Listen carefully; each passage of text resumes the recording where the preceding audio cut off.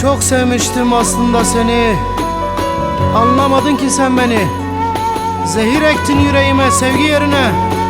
Yolda gördüğün bütün çocuklara sevmeyi öğret. Ama senin gibi terk etmesinler, olur mu? Ama ben yine de diyorum ki hadi çık da gel. Hadi çık da gel. Adın dilime dolandı, demek sevdan bir yalan. Bir tek resim bir de yavrum, senden bana tek kalan. Ben seni çok özlüyorum, hala da çok seviyorum.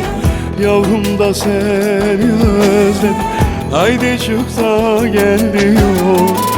Ben seni çok seviyorum, hala da çok özlüyorum. Kızım da seni özledim, haydi çıksa gel diyor.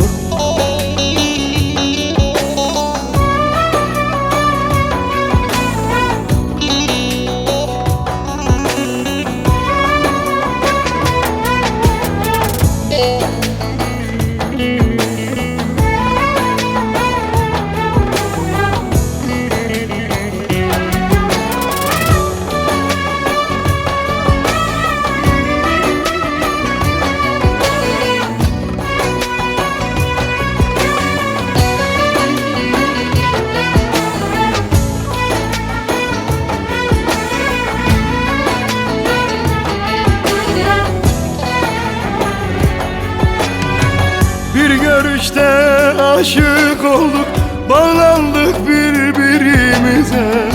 Gülemeden ağlıyoruz, nazar değdi ikimize. Ben seni çok seviyorum, hala da çok özlüyorum. Yavrum da seni özledim, haydi çıksa gel diyor.